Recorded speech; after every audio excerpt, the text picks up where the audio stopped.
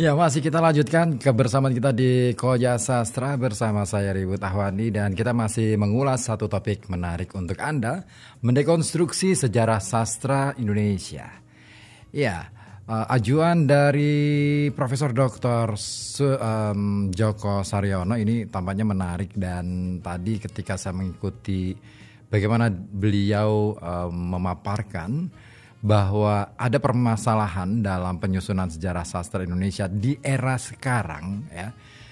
Ini nampaknya menjadi sesuatu yang harus segera dan menuntut untuk segera untuk ditindaklanjuti. Nah, kita tahu bahwa penyusunan sejarah sastra ini biasanya terjebak ke dalam kanonisasi sastra Indonesia. Nah, apa itu kanon? Yang dinamakan kanon itu sederhananya begini.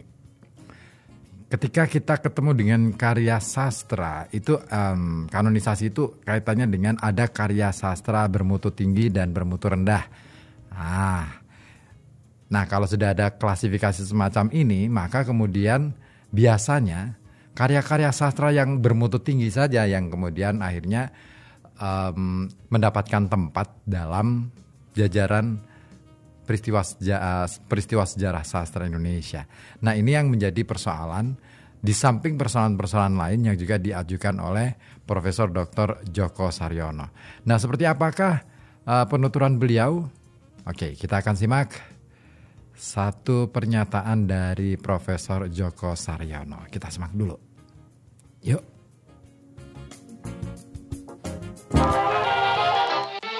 Koja Sastra.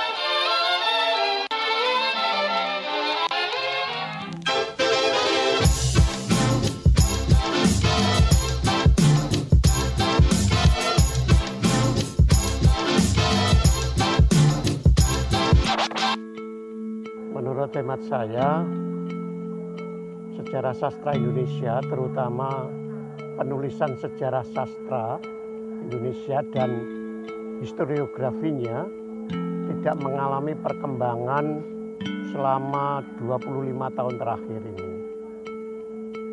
Menurut hemat saya terjadi kemandekan penulisan sejarah sastra, juga mengalami kelangkaan historiografi sastra Indonesia. Pada tahun 1995, saya sudah menulis esai di Republika waktu itu, judulnya Historiografi Sastra yang Compang-Camping. Menurut hemat saya, tesis saya itu sampai sekarang tetap terjadi. Historiografi sastra Indonesia tetap compang-camping. Apa yang saya maksud compang-camping? Yang pertama, sampai hari ini penulisan sejarah sastra Indonesia itu masih terkesan amatiran, berdasarkan kecintaan, berdasarkan keinginan untuk menulis sejarah sastra. Nah, tentu saja tanpa dasar teoritik dan dasar metodologis yang kuat. Oleh karena itu, sejarah sastra Indonesia sebenarnya sejarah yang tidak didasarkan pada teori dan metodologi yang kokoh. Bukan berarti tidak ada. Ada. Beberapa historiografi yang ada itu juga dari sisi periodisasi itu juga sudah ketinggalan zaman, perlu pembaharuan karena perkembangan sastra. Nah, kemudian berikutnya sejarah sastra Indonesia saat ini sebenarnya hanyalah merupakan serpian-serpian, patahan-patahan yang tidak dirancang dengan utuh.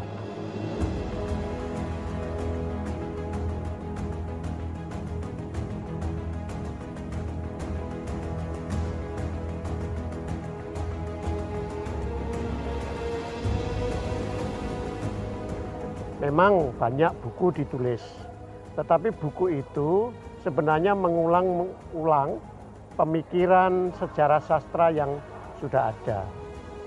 Adapun sejarah sastra yang telah ditulis oleh berbagai pihak, saya melihat berbagai penulis, misalnya Bakri Siregar, Yakob Sumarjo, ATU, juga Pak Yudhoyono KS, itu sudah seharusnya diperbaharui, dilengkapi sesuai dengan perkembangan sastra Indonesia. Beliau-beliau itu menulis paling banter dari segi periodisasi sampai tahun 70-an, 80-an. Jadi ada ketidaklengkapan, ada keusangan. Ini perlu pemutakhiran.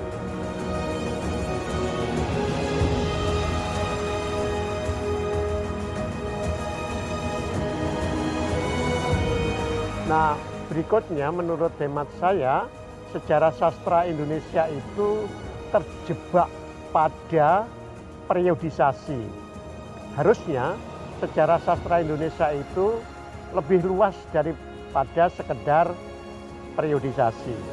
Dinamika-dinamika sastra harus diungkapkan. Perkembangan, perubahan-perubahan, faktor-faktor yang lebih luas yang menyebabkannya juga harus diperbaiki.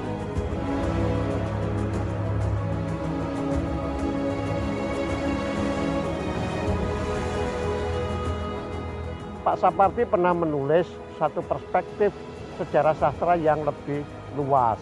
Tetapi sayangnya itu hanya sejarah khusus, sejarah kecil.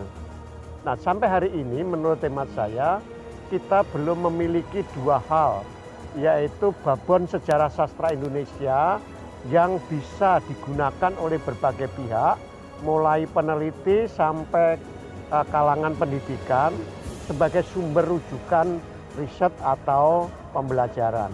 Kita belum memiliki babon sejarah itu.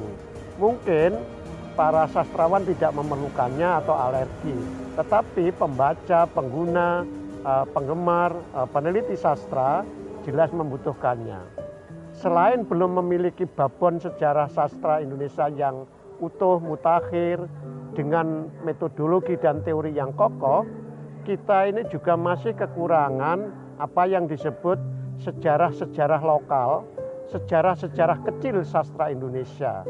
Sejarah lokal atau sejarah kecil itu misalnya historiografi atau tulisan sejarah sastra yang memotret, merekam, menggambarkan, mendeskripsikan dinamika sastra, perubahan sastra, faktor-faktor yang membuat perubahan, kemudian dinamika yang mengiringi di dalamnya di tempat tertentu, di lokasi tertentu.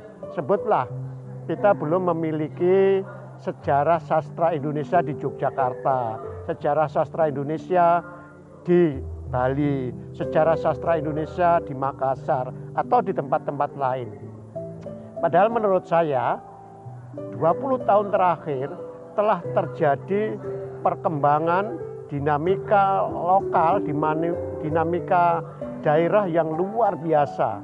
Kalau pada tahun-tahun sebelumnya, sebelum tahun 2000, itu kantong-kantong sastra, pusat-pusat sastra itu relatif sedikit, ya paling-paling di Medan, Padang, Jogja, Bandung, Surabaya, Bali, atau tempat yang lain.